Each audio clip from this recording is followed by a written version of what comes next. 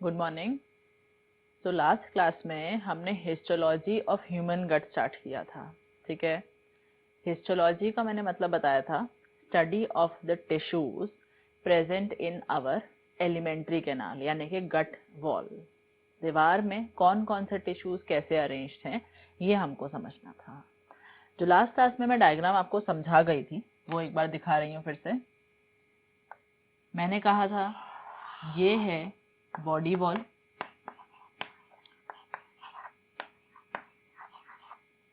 मैंने पूरा स्टमक को लेकर बॉडी वॉल तक कट किया तो बॉडी वॉल भी कट गई है साथ में। ये है ल्यूमेन जहां पर खाना प्रेजेंट है, और ये थी एलिमेंट्री कैनाल की दीवार, गट की दीवार। और हमने कहा था कि ये जो सबसे बाहर वाली दीवार है यही दीवार है जो जाकर के गट वॉल को बॉडी वॉल से जोड़ता है। तो ये जो पूरा दीवार है ये पूरे दीवार को गट वॉल कहते हैं, और gut wall is connected to the body wall with help of this fold called mesentery. और ये जो सबसे बाहर वाला लेयर है इसका नाम है सेरोसा। तो ये सब कहानी मैंने आपको लास्ट क्लास में समझा दी थी। अब हम आगे बढ़ रहे हैं। ये जो गट की दीवार है इसका एक टुकड़ा काटकर हम मैग्नीफाई कर रहे हैं। समझ रहे हो बात को? हम ये बात समझ चुके हैं कि गट की दीवार किस तरह से बॉडी की दीवार से कनेक्टेड है, उस फोल्ड का नाम मेसेंट्री है। अब मैंने टुकड़ा काट करके मैग्नीफाई करके देखना है। बाहर से अंदर की तरफ जाएंगे।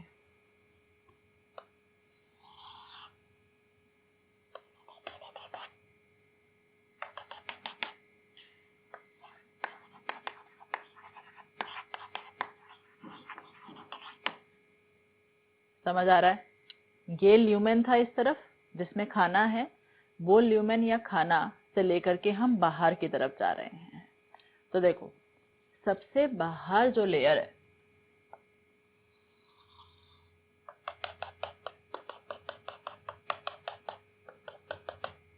इसे कहते हैं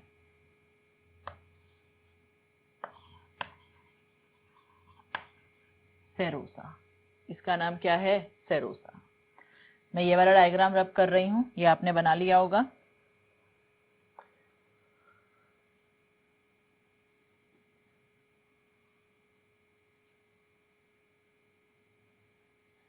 तो देखो सबसे बाहर ये जो सेरोसा है ये अटैच करती है गट की दीवार को बॉडी वॉल से with help of a mesentery.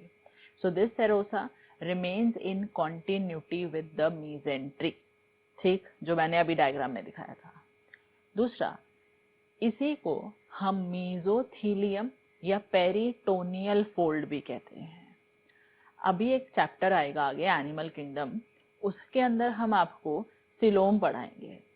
तब बताएंगे कि हमारे सिलोम में दो लेयर्स होती हैं, पैराइटल पेरिटोनियम और विसरल पेरिटोनियम। वही दोनों बॉडी वॉल से निकलकर हर ऑर्गन को रैप करती रहती हैं। मान लो मैं एक रफ आइडिया दे रही हूँ, ये बॉडी वॉल है, ये स्टमक है, यहां से लेयर आया रैप करके चला गया, यहां से लेयर आया रैप करके चला गया। तो देख रहे हो स्टमक के आसपास ये डबल फोल्ड ऑफ पेरिटोनियम आ गया जो बॉडी वॉल से आया है। इसी को यहाँ पर नाम सेरोसा दे रहे हैं। तो देखो क्या क्या बात याद रखनी है। सेरोसा आउटर मोस्ट कवरिंग है। दूसरी बात, it helps in attachment to the body wall with help of mesentery. Body wall से अटैच करेगा। इसी को हम मीजोथीलियम यानी कि एपिथीलियम हैविंग मीजोडर्मल ओरिजिन। अगर एपिथीलियम मीजोडर्मल ओरिजिन का है तो उसे मीजोथीलियम कह देते हैं, या इसको पेरिटोनियम फोल्ड कहते हैं क्योंकि ये पेरिटोनियम का बना हुआ है। और इसके अंदर एपिथेलियम के साथ साथ एरियोलर नाम का कनेक्टिव टिश्यू भी होता है। हम टोटल आपको 4 एनिमल टिश्यूज पढ़ाते हैं, epithelial tissue, connective tissue, muscular tissue और नर्वस टिश्यू। तो यहाँ पर एपिथेलियल टिश्यू आ गया है और साथ में एरियोलर नाम का कनेक्टिव टिश्यू है। और याद करो, ये सेरोसा ईसोफेगस में नहीं था, उसकी जगह एक दूसरा आउटर मोस्ट कवरिंग था जिसका नाम था ट्यूनिका एडवेंटिशिया। याद आ गई ना बात? तो ये सारे पॉइंट्स याद रखने हैं सेरोसा में। मैं रिपीट कर रही हूँ, कोई डाउट नहीं रहना चाहिए। सेरोसा सबसे बाहर वाला, सर्कुलर फॉर्म में याद करो, पूरे बाहर वाला पेरिटोनियम का फोल्ड है जिसको मीजोथीलियम भी कहते हैं। सब लिखाऊंगी ये बातें अभी। मीजोथीलियम यानी कि एपिथीलियम हैविंग मीजोडर्मल ओरिजिन। ये पेरिटोनियम का बना हुआ है, डबल फोल्ड, एक पैराइटल और एक विसरल। दूसरी बात, इसमें जो एपिथेलियम है उसके साथ साथ यहाँ एरियोलर कनेक्टिव टिश्यू भी प्रेजेंट है। तीसरी बात, ये सेरोसा लेयर ईसोफेगस में नहीं था और इस वजह से ईसोफेगस में सेरोसा की जगह पर एक दूसरा कवर था जिसका नाम था ट्यूनिका एडवेंटिशिया। और लास्टली, यही है which helps in attachment to the mesentery, जो मीजेंट्री से अटैच होकर गट वॉल को बॉडी वॉल से जोड़ता है। वो लेयर कौन सा है? सेरोसा। अब मैंने इसके आगे का सेक्शन देखा तो देखो कैसा नजर आ रहा है।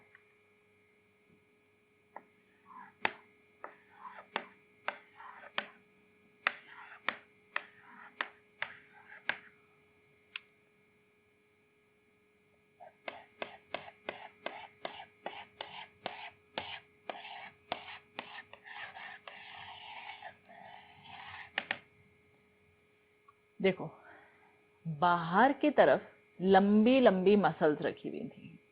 जब मैं उसका क्रॉस सेक्शन काट दूंगी तो वो लंबी चीज इस तरह से लंबी लंबी रखी थी, तो अब वो गोल गोल दिखाई देंगी। तो नाम से याद रखो, आउटर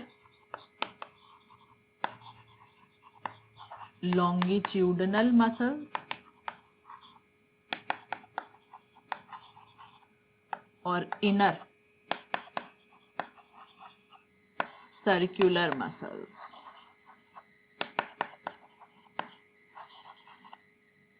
तो नंबर 1 था सेरोसा और नंबर 2 है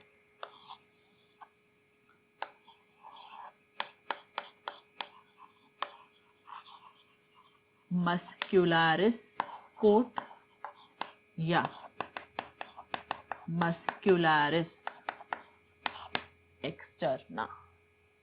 So muscularis coat is made up of outer longitudinal muscles and inner circular muscles.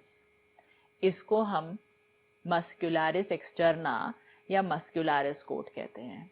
बाहर वाली मसल्स लंबी लंबी रखी हुई हैं जिन्हें लॉन्गिट्यूडनल मसल्स कहते हैं, और अंदर वाली गोल गोल रखी हैं। ठीक, इन दोनों मसल लेयर्स के बीच में कुछ न्यूरॉन्स और पैरासिम्पथेटिक नर्व फाइबर्स के बंचेस पड़े हैं, बंडल्स पड़े हुए हैं। देखो कैसे दिखाई दे रहे हैं, मैं इस तरह से बस रिप्रेजेंट कर रही हूं। इसका नाम है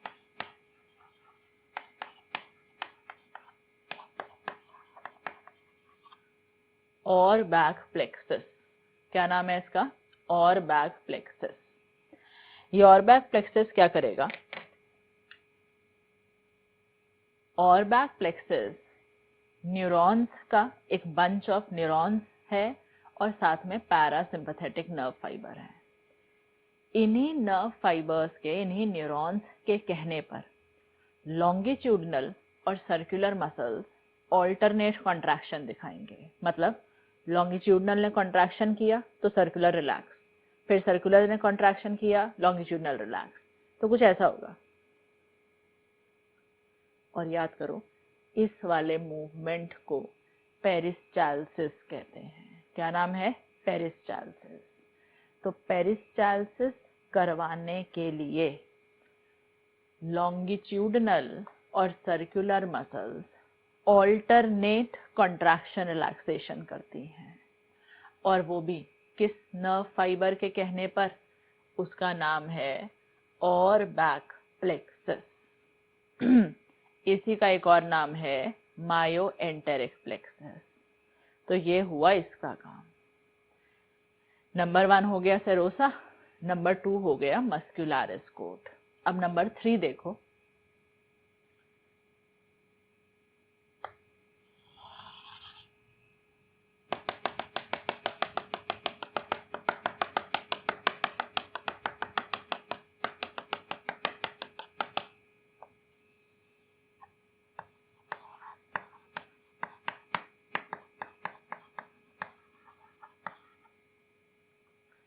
नंबर 3 है सब म्यूकोसा। सब म्यूकोसा एक थिक लेयर है, कनेक्टिव टिश्यू है, ब्लड कैपिलरीज हैं, और कभी कभी रेयरली यहाँ ग्लैंड्स होते हैं जिन्हें सब म्यूकोसल ग्लैंड्स या ब्रूनर्स ग्लैंड इन ड्यूडेनम कहते हैं।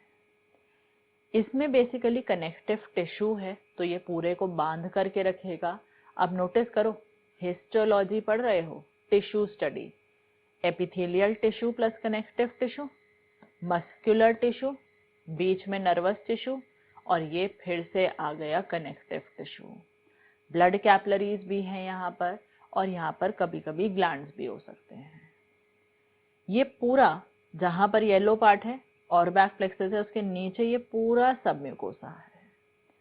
अब सब म्यूकोसा के बेस पर सबसे एंड में हम ऐसे डायरेक्शन में जा रहे हैं, तो सब म्यूकोसा के बेस पर एक और नर्व फाइबर्स का बंडल प्रेजेंट है।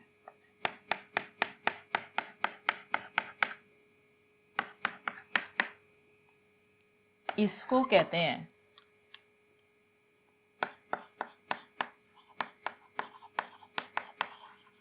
मीजनस प्लेक्सस, या इसका नाम है सब म्यूकोसल प्लेक्सस। वो मैं लिखा दूंगी अलग से।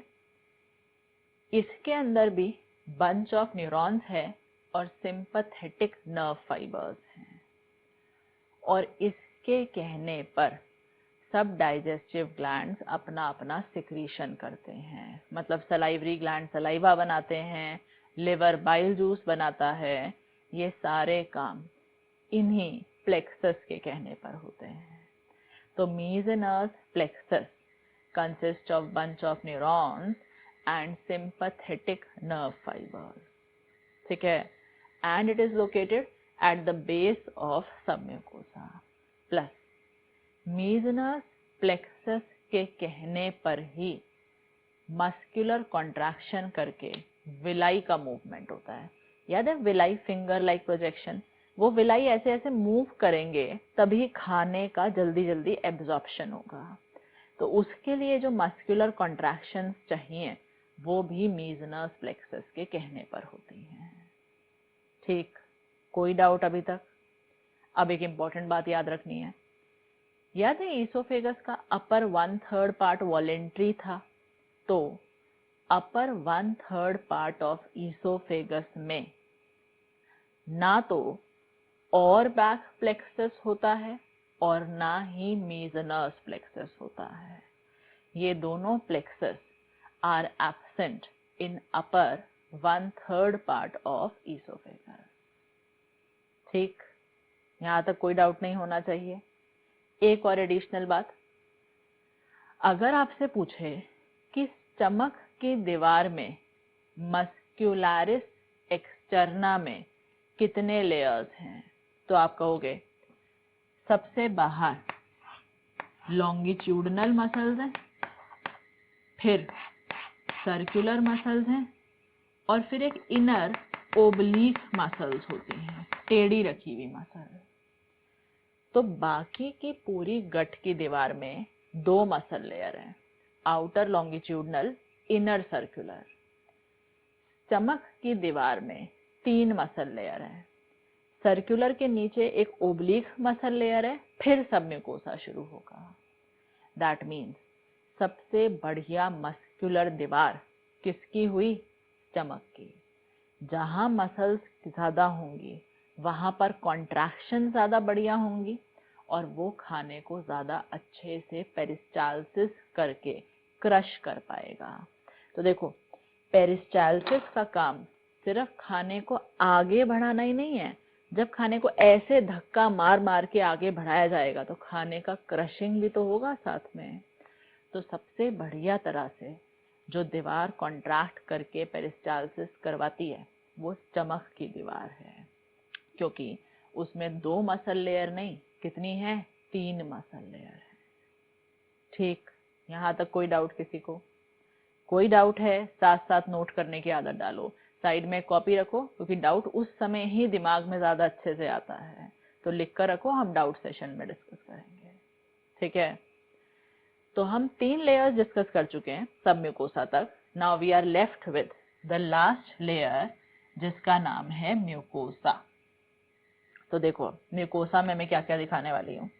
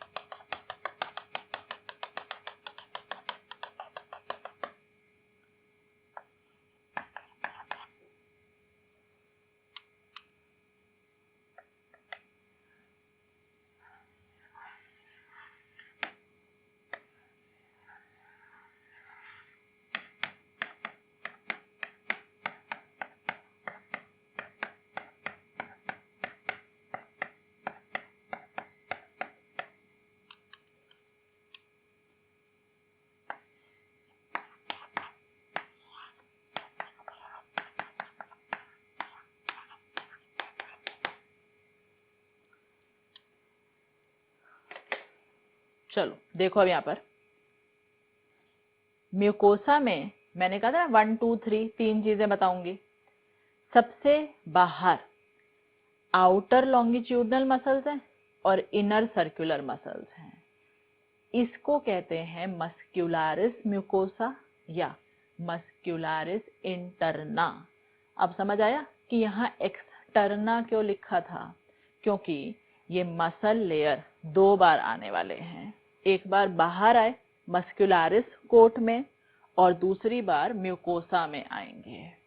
तो जो मैंने ए पार्ट लेबल किया है, ये ए पार्ट ये है मस्क्यूलारिस इंटरना। जैसे ये ऑल्टरनेट कॉन्ट्रैक्शन करके पेरिस्टालसिस करता है, सेम ये भी करेगा, सेम कहानी सारी। और ये मस्कुलारिस इंटरना खास करके कॉन्ट्रैक्ट करके, यहाँ से कॉन्ट्रैक्ट करके इन विलाई की, माइक्रोविलाई की मूवमेंट्स करवाएगा। ठीक, अभी समझाती हूँ। ये जिसको मैंने बी पार्ट मार्क करा है, ये लूज सा लेयर, इसका नाम है लैमिना प्रोप्रिया। इस लूज लेयर में ब्लड वेसल्स हैं, यहाँ पर लूज कनेक्टिव टिश्यू है और यहाँ लिम्फोइड पैचेस हैं। याद है इलियम में ये वाला हिस्सा प्रोमिनेंट था जिसका स्पेशल नाम था पेयर्स पैचेस। तो ऐसा मत समझना कि लिम्फोइड एक्टिविटी सिर्फ इलियम में थी। लिम्फोइड एक्टिविटी हमारे गट के दीवार के पूरा म्यूकोसा में है और उस लिम्फोइड एक्टिविटी को हमने किस लेयर में लिखा है? Lamina propria. ये तो सब जगह ही है। तो इसमें कनेक्टिव टिश्यू हैं, ब्लड वेसल्स हैं, लिम्फैटिक वेसल्स हैं, लिम्फैटिक सिस्टम सर्कुलेशन वाले चैप्टर में आता है, और यहाँ पर लिम्फोइड पैचेस प्रेजेंट हैं। और ये जो सबसे अंदर, इस केस में मैंने फोल्ड करके दिखा दिया है, ये वाला लेयर पिंक वाला, ये फोल्ड होता है सिर्फ ब्रश बॉर्डर्ड में, जिन फोल्ड्स को हम माइक्रोविलाई कहते हैं। अगर मैं ये पूरा म्यूकोसा फोल्ड करके दिखाती तो आप इसको विलाई कहते हैं। तो ये जो सबसे अंदर है इस लेयर का नाम है एपिथेलियम। तो समझ आ रहा है, फैरिंक्स में NKSSE था, कहीं पर स्यूडो स्ट्रैटिफाइड था। ईसोफेगस में NKSSE था, non keratinised stratified squamous epithelium. Stomach में सिंपल कॉलमनार था। इंटेस्टाइन में ब्रश बॉर्डर्ड कॉलमनार था। तो जो एपिथेलियम वेरिएशंस दिखाता है, हाईली वेरिएबल नेचर का है, वो यही वाला एपिथेलियम है। जबकि सेरोसा में भी एपिथेलियम है, लेकिन वो वेरिएबल नेचर का नहीं है, ये वेरिएशंस दिखाता है।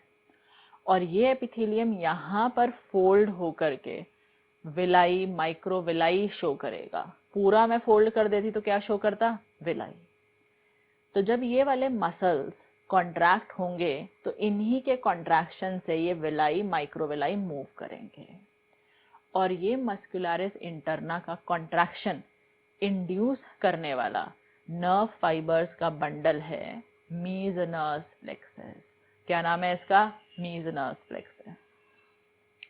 तो अब मैं एक बार पूरा गट वॉल का हिस्टोलॉजी फिर से बोल रही हूँ, फिर लिखेंगे। सबसे बाहर है सेरोसा, जो कनेक्टिव टिश्यू प्लस एपिथेलियम का बना है। यही सेरोसा है जो गट की दीवार को बॉडी की दीवार से जोड़ता है बाय द हेल्प ऑफ मीसेंट्री। ये ईसोफेगस में नहीं होता, उसकी जगह वहां ट्यूनिका एडवेंटिशिया था। इसके नीचे मस्क्यूलरिस कोट है, जिसमें आउटर लॉन्गिट्यूडनल मसल है, इनर सर्कुलर मसल है। स्टमक के केस में एक तीसरा मसल लेयर और है, जिसे हम ओब्लिक मसल लेयर कहते हैं। टेढ़ी मसल्स होती हैं वहां। इन दोनों मसल लेयर के बीच में ये जो बंडल ऑफ नर्व फाइबर्स है, इसे कहते हैं ऑरबैक प्लेक्सस। इसके कहने पर लॉन्गिट्यूडनल और सर्कुलर मसल्स ऑल्टरनेट कॉन्ट्रैक्शन करके पेरिस्टाल्सिस करवाता है। इस तरह से पेरिस्टाल्सिस करवाता है। इसके नीचे जो एक थिक लेयर है, मेनली कनेक्टिव टिश्यू की, ब्लड कैपिलरीज की और थोड़े बहुत ग्लैंड्स की, उसका नाम है सब म्यूकोसा नंबर 3। और इसी के बेस पर ये रखा है मीजनस प्लेक्सस। का काम है कि ये नर्व फाइबर्स जब डाइजेस्टिव ग्लैंड्स को इंड्यूस करेंगे तो अलग अलग सिक्रीशंस बनेंगी, saliva, bile juice, pancreatic juice, सब कुछ।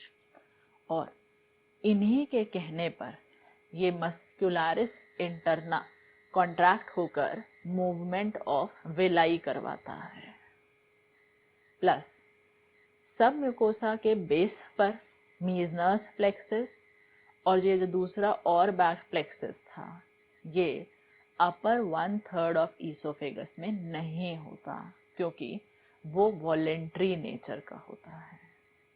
और लास्ट लेयर है म्यूकोसा, जिसमें 3 पार्ट मैंने लिखे ABC करके। ए पार्ट है muscularis interna, made up of longitudinal and circular muscles. B part है लैमिना प्रोप्रिया, जिसमें कनेक्टिव टिश्यू है, ब्लड वेसल्स हैं, लिम्फ कैपिलरीज हैं और यहाँ पर लिम्फोइड एक्टिविटी है। और सबसे अंदर सी पार्ट है epithelium, which is highly variable in nature, हर जगह अलग अलग तरह का है। ठीक है, डायग्राम कैप्चर करो ध्यान से, फिर लिखना शुरू करते हैं।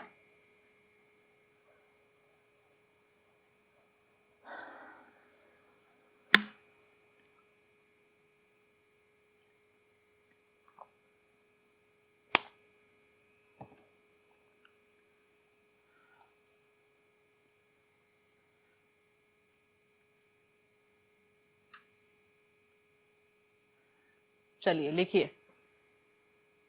Number 1 serosa. नंबर 1 है सेरोसा। लिखो सेरोसा में It is the outermost coat. COAT. Serosa के अंदर it is the outermost coat. Next, it helps in attachment to the mesentery. It helps in attachment to the mesentery. Next, also called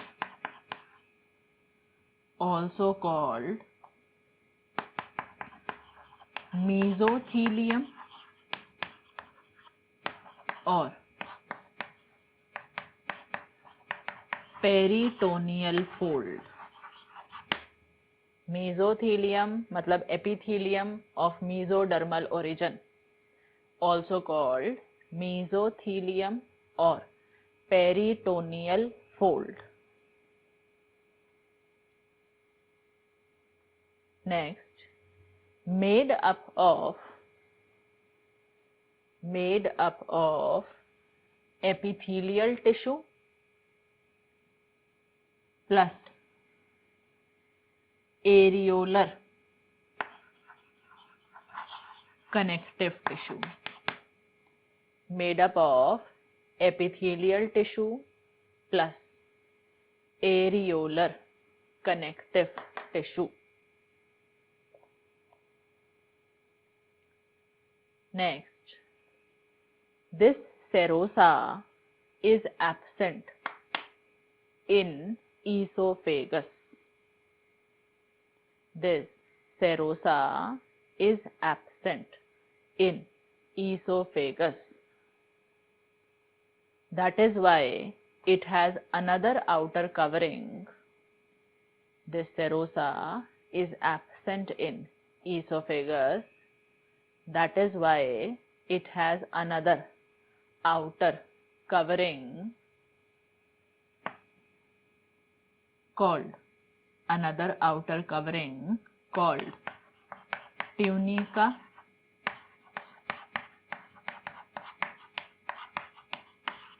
adventitia. Repeat कर रही हूँ.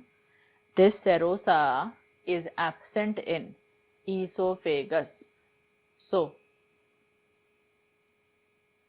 there is another outer covering called, ये लिखा, tunica adventitia. तो repeat कर रही हूं मैं. पहला था serosa. It is outermost coat, helps in attachment to the mesentery या with the mesentery, also called mesothelium या peritoneal fold, consists of या made up of epithelial tissue plus areolar connective tissue, and serosa layer is absent in esophagus, so it has another outer covering called tunica adventitia. ये point हमने esophagus में भी लिखा था. ठीक है, ये हुआ नंबर 1. अब लिखोगे नंबर 2. ये लिखा मस्क्युलरिस कोट या मस्क्युलरिस एक्सटर्ना. नंबर 2 है मस्क्युलरिस कोट या मस्क्युलरिस एक्सटर्ना. लिखो इसमें. It is made up of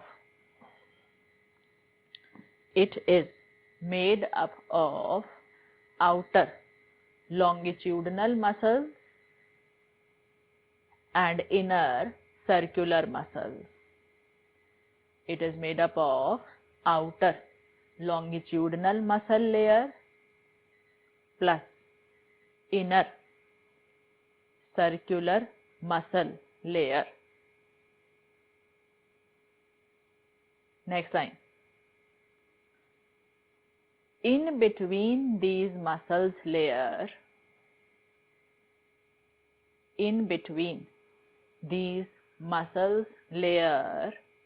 is present. In between these muscles layer is present a bunch of neurons, a bunch of neurons and parasympathetic nerve fibers. Repeating the line, in between these muscle layers is present a bunch, B-U-N-C-H, a bunch of neurons and parasympathetic nerve fibers, a bunch of neurons and parasympathetic nerve fibers called, ये लिखा, called और back plexus, called, यहाँ लिख रही हूँ फिर से, called और back या myoenteric plexus. प्लेक्सस से मतलब बस यहाँ है bundle of nerve fibre. Repeat कर रही हूँ फिर से, in between these muscle layers is present a bunch of neurons and parasympathetic nerve fibres called और बैक या मायोएंटेरिक प्लेक्सस. हाईलाइट करेंगे, very very important. Next line, this plexus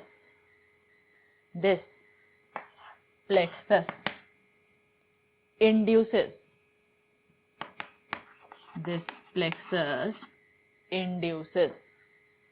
alternate, एक के बाद दूसरा, दूसरे के बाद पहला, ऐसे करके. This plexus induces alternate contraction of longitudinal and circular muscles. This plexus induces alternate contraction of longitudinal and circular muscles, resulting in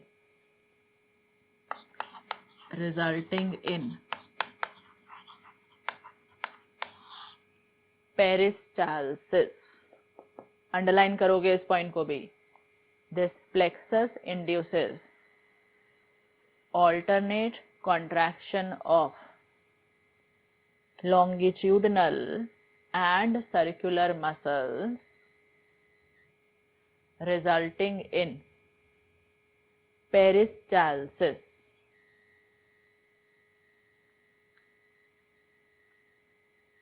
ठीक है. नेक्स्ट एक नोट लिख दोगे वहीं पर. लिखो नोट में, in stomach wall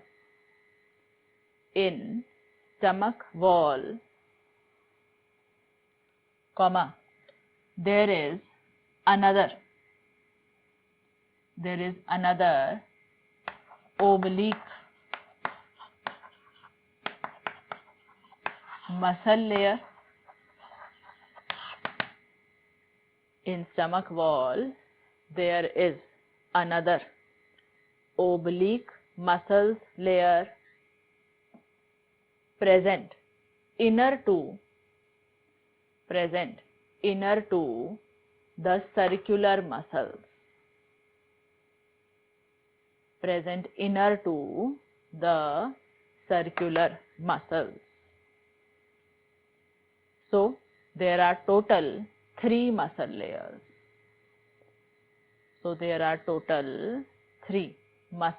layers. Repeat कर रही हूँ.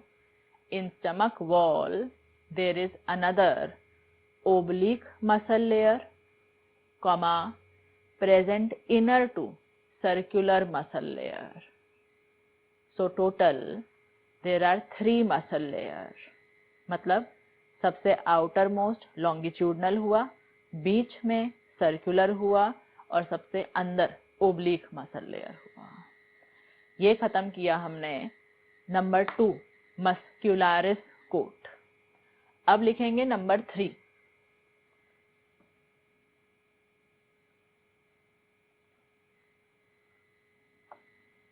सब म्यूकोसा,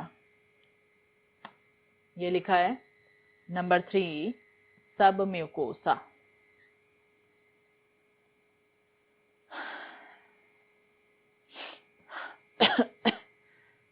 लिखेंगे सब म्यूकोसा में made up of areolar connective tissue, made up of areolar connective tissue, comma blood capillaries, made up of areolar connective tissue, comma blood capillaries, and may consist of some glands, and may consist of some glands like Brunner's gland, and may consist of some glands like Brunner's gland. Next line, next point, point wise लिखना है, कोई paragraphs नहीं बनाएगा, कोई कंजूसी नहीं करनी इस चीज में। जहां मैं बोलूं नेक्स्ट मतलब नेक्स्ट लाइन में नेक्स्ट पॉइंट लिखना है। लिखो नेक्स्ट लाइन में एट द बेस ऑफ सब mucosa, at the base BASE, at the base of submucosa is present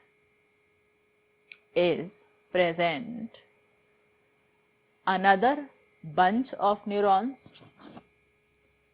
is present another bunch of neurons and sympathetic nerve fibers. ये लिखा there is present another bunch of neurons and sympathetic nerve fibers called Meissner's plexus या submucosal plexus या Remak's plexus, सब नाम लिख देंगे। Repeat कर रही हूँ point, at the base of submucosa is present another bundle of nerve fibers called Meissner's plexus या submucosal plexus या Remak's plexus। सारे नाम लिख दो। फिर लिखो इसके नीचे this plexus induces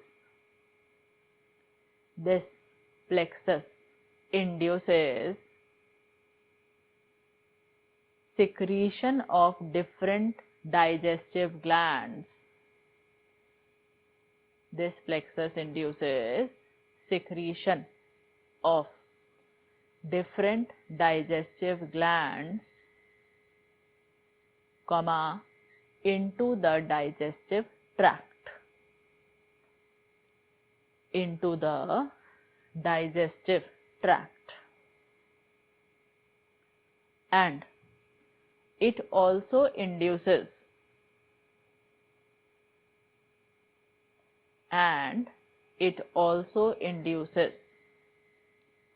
muscular contractions,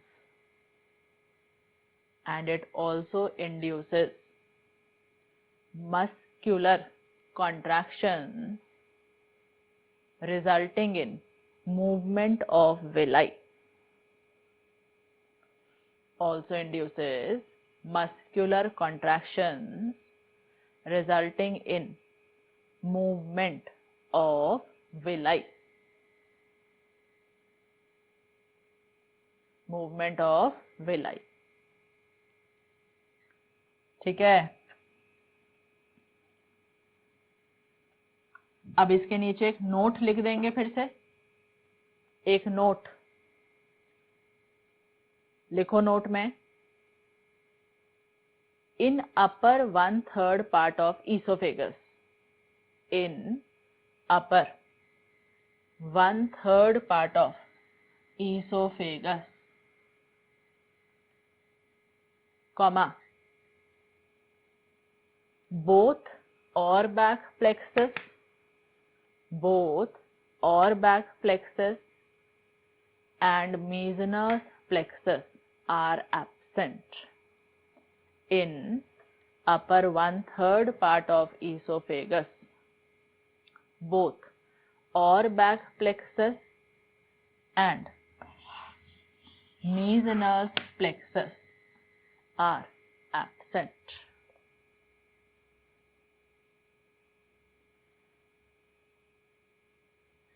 तो ये खत्म हुआ नंबर 3 सब म्यूकोसा। अब लिखना है लास्ट नंबर 4 म्यूकोसा। लिखेंगे म्यूकोसा में it is of 3 different layers. It is made up of 3 different layers. A part जैसे मैंने डायग्राम में लिखा था वैसे ही लिखना है। ए पार्ट मस्क्युलरिस इंटरना, या इसको लिखना मस्क्युलरिस म्यूकोसा, मस्क्युलरिस इंटरना या मस्क्युलरिस म्यूकोसा। लिखो इसके आगे, इसी के आगे लिखना है made up of outer longitudinal muscles, made up of outer longitudinal muscles and inner circular muscles. Same चीज, made up of outer longitudinal muscles and inner circular muscles. अब लिखो ऐसे, बी पार्ट जैसे डायग्राम में लिखा था वैसे वैसे ही। B part lamina propria, lamina propria. इसके आगे लिख दो consist of loose connective tissue, consist of loose connective tissue, comma, blood capillaries, comma, lymph capillaries,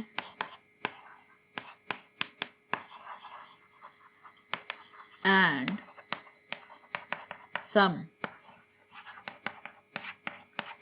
lymphoid activity.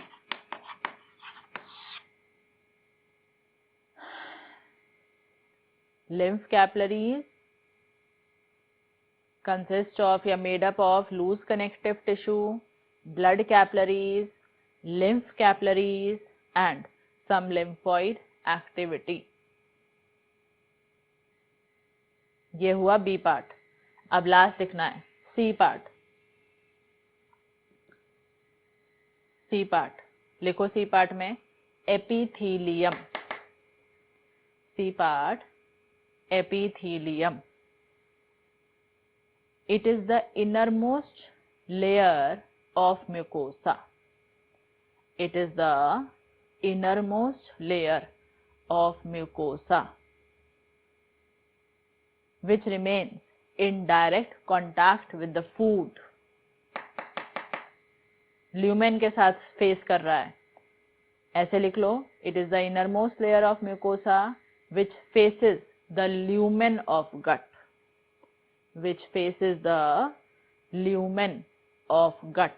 और lumen में क्या होता है? खाना। Which faces the lumen of gut. This epithelium is highly variable in nature. This epithelium is highly variable in nature. For example, it is NKSSE in esophagus.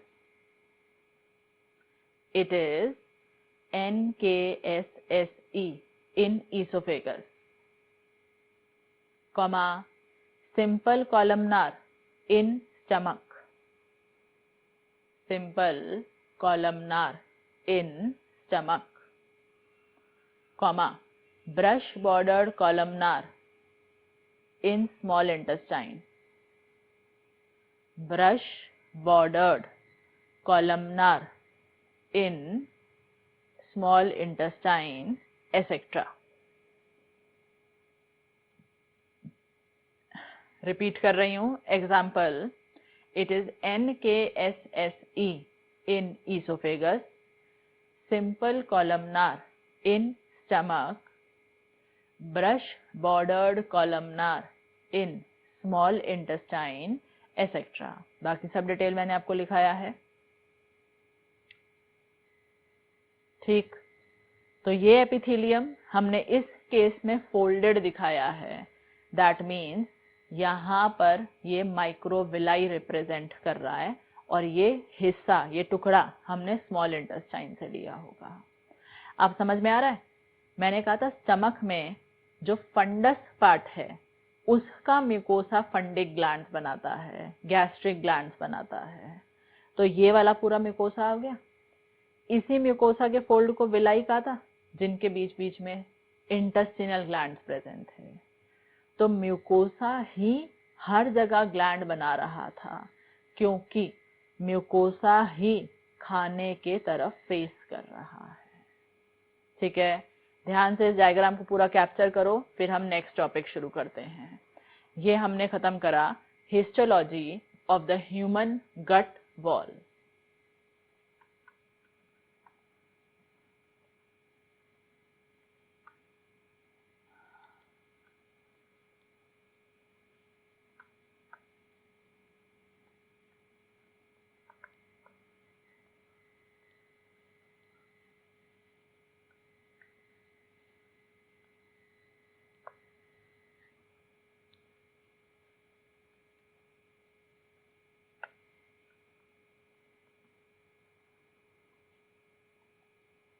अब next हम शुरू कर रहे हैं hormone of human alimentary canal.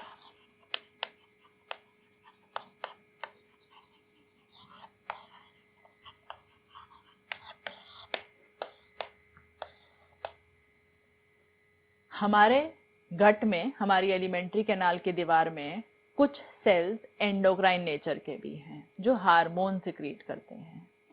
ये hormones आपको chemical control and coordination वाले chapter के कंटेक्स्ट में भी पढ़ाए जा सकते हैं।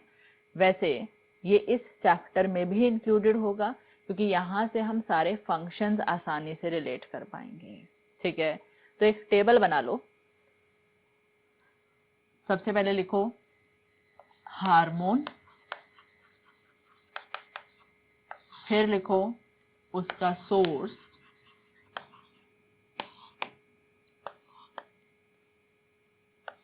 और फिर फंक्शन। हार्मोन, सोर्स और फंक्शन।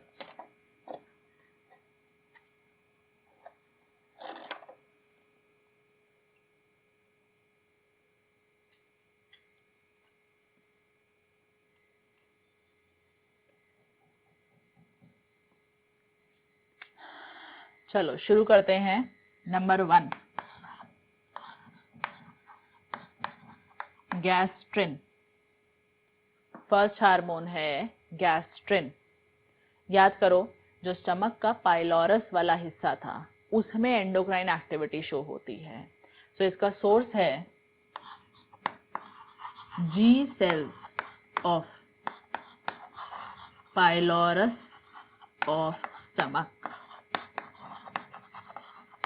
स्टमक के पाइलोरस वाले हिस्से में कुछ जी सेल्स होते हैं, वही जी सेल्स सिक्रीट करते हैं gastrin. G cells of pylorus of stomach. Function क्या है? स्टमक में जो गैस्ट्रिक ग्लैंड्स हैं उनसे गैस्ट्रिक जूस का सिक्रीशन करवाना और स्टमक में मोटिलिटी करना, मतलब स्टमक की दीवार में पेरिस्टाल्सिस करवा के खाने को आगे बढ़ाना भी काम है गैस्ट्रिन का। याद रखना है, हमारा पूरा बॉडी का कोऑर्डिनेशन नर्वस सिस्टम और हार्मोन्स मिलकर करते हैं। नर्वस सिस्टम तो हर जगह है और ज्यादातर जगह में सपोर्ट में हार्मोन्स भी जाते हैं। तो पेरिस्टाल्सिस और बैक प्लेक्सस के कहने पे भी हुआ था, और साथ के साथ स्टमक में पेरिस्टाल्सिस किस हार्मोन के कहने पर हो रहा है? गैस्ट्रिन। तो लिखोगे फंक्शंस में स्टिमुलेट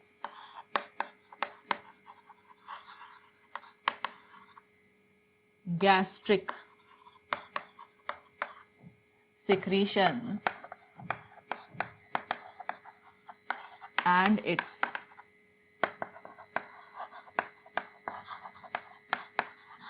motility। मोटिलिटी मतलब स्टमक की दीवार को चलाना जिससे कि खाना आगे चल सके। तो लिखते जाओगे stimulate gastric secretion and it's motility. अब लिखो नंबर 2, एंटेरोगैस्ट्रॉन।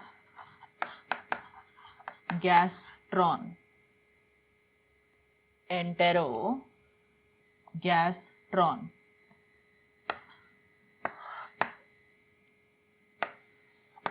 सोर्स है डियोडेनम। एंटेरोगैस्ट्रॉन इसका सोर्स है डियोडेनम। तो देखो, अब मैं आपसे कहती हूँ कि इसका फंक्शन है कि ये गैस्ट्रिक ग्लैंड के सिक्रीशन को रोकता है और पेरिस्टाल्सिस को भी वीक करता है, रोकता है। मतलब ये गैस्ट्रिन जैसा काम कर रहा है, गैस्ट्रिन का उल्टा, गैस्ट्रिन का उल्टा काम कर रहा है। और जब दो चीजें एक दूसरे से उल्टी होती हैं, ऑपोजिट होती हैं, तो हम उसे एंटागोनिस्ट कहते हैं, opposite in nature.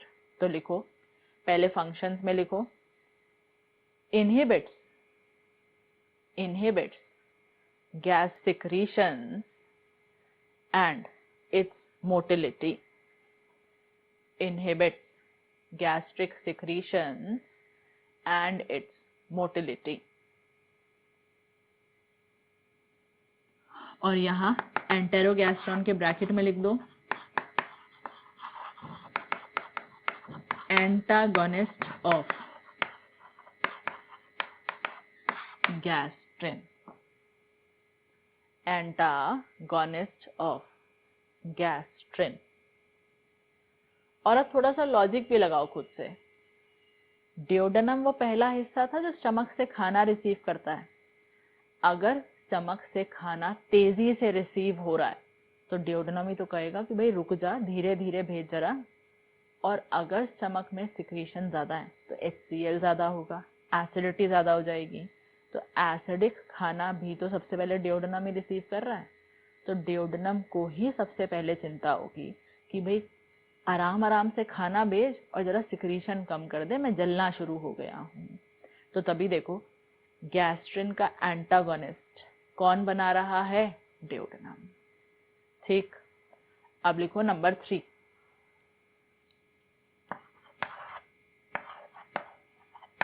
Gastric inhibitory peptide. Short में इसे कहते हैं GIP, gastric inhibitory peptide, short में GIP। इसका सोर्स सेम डियोडेनम। डियोडेनम फंक्शन देखो, ये भी गैस्ट्रिक ग्लैंड के सिक्रीशंस को रोकता है, इनहिबिट करता है, लेकिन साथ साथ ये पेनक्रियास से इंसुलिन हार्मोन का सिक्रीशन बढ़वाता है, स्टिमुलेट करता है। तो लिखो इसके फंक्शंस में, inhibits gastric secretion, inhibits gastric secretion and stimulates pancreas insulin secretion। inhibits gastric secretion रोकता है, बट स्टिमुलेट्स pancreas secretion,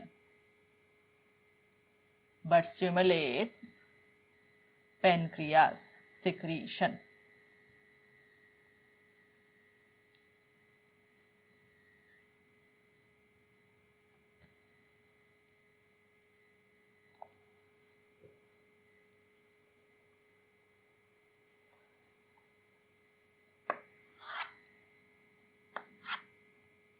हाँ जी, तो अभी हम यही टेबल ही डिस्कस कर रहे हैं। 3 हार्मोन्स हमने कर लिए, गैस्ट्रिन, एंटेरोगैस्ट्रॉन और गैस्ट्रिक इनहिबिटरी पेप्टाइड।